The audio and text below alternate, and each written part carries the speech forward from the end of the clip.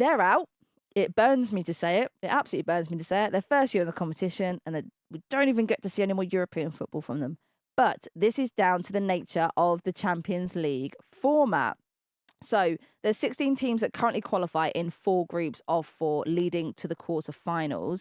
We've obviously seen, Paris FC, giant killers, taking out Arsenal, taking out Wolfsburg. We've had a lot of controversy from the managers. Skinner, probably the most bitter out of all of them. He said, "We deserve to be at this level. I've no doubt about that. There are teams going through to this competition, into the group stages that are not good enough." Low blow, Mark. Our standard is better than that. And it's crazy that we have to play PSG in this qualifying round. It's crazy. It needs to be addressed. And Emma Hayes then said his comments were quite ignorant and quite arrogant. So she didn't say specifically Mark Skinner's comments. This is to you, Skinner. She was basically like, that idea, that general thinking. Go on, give the quote. Generally, you're quite ignorant and arrogant. Skinner later clarified his comments, saying that he meant to say how hard it is to qualify for Europe from the WSL. It's obviously prompted a lot of questions. It's not great. It's not great for the product when we're trying to still grow it, to grow the audiences, to have such big names drop out. Don't get me wrong. You still got some absolute worldy big hitters in there. You've got your Barcelona, you've got Lyon, you've got Chelsea. You've still got some absolute Real Madrid. You've got absolute cracking names in there, but it does make it a lot spicier when you see fixtures like St. Polten. I don't immediately think, that's going to draw the eye, that's going to get the attention, that's going to get the crowds, that's going to get the big stadium games.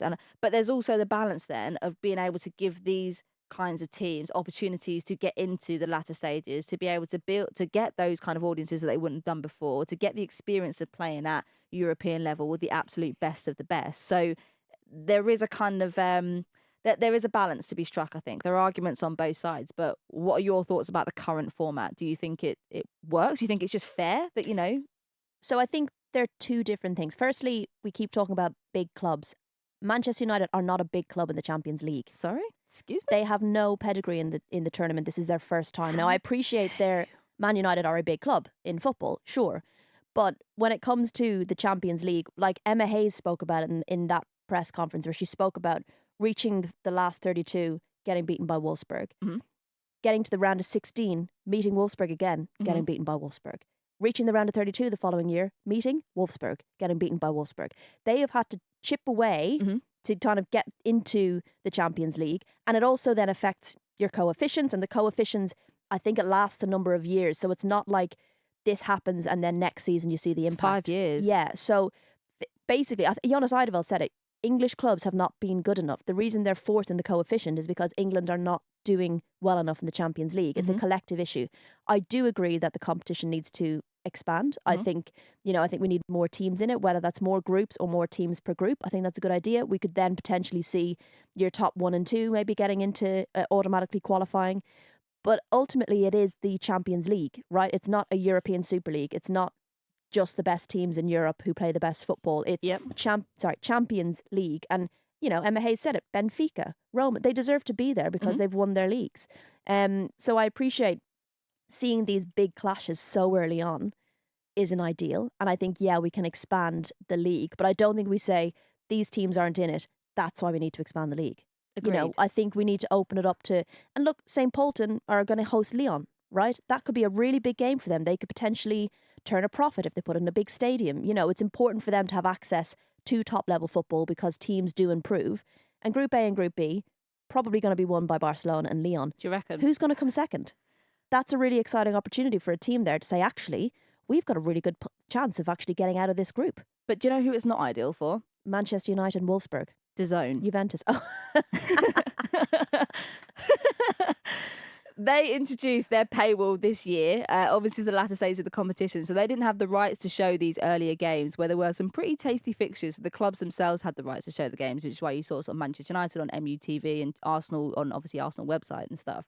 So DAZN obviously want to, in order for that to be a, marketable, profitable product for them, they will want to see, the better fixtures. Had Man United, Wolfsburg, Chelsea, all of those kind of teams gone into those stages, those are going to increase audiences. You're going to have those games at stadium, like Arsenal going into the latter stage of the Champions League. They made a profit after that 60,000 sellout. Like, it's massively important. That is, so it's almost like you need those big teams in at the start to be in a position financially where you can then start to do things that filter down. So even though I absolutely agree with it should be on merit, it should be, if those teams knock out, if the smaller teams knock out those big giants, then so be it. Absolutely. Don't be arrogant enough to assume that you should be gifted those points. Paris FC. Absolutely not. 2 giants. Yeah, they've had the hardest walk, literally walking on coals through fire, shark infested waters to get to their position. And then ended up in Group D. Like, of all, they could have been like, why could we not have gone into the easier group, for God's sake?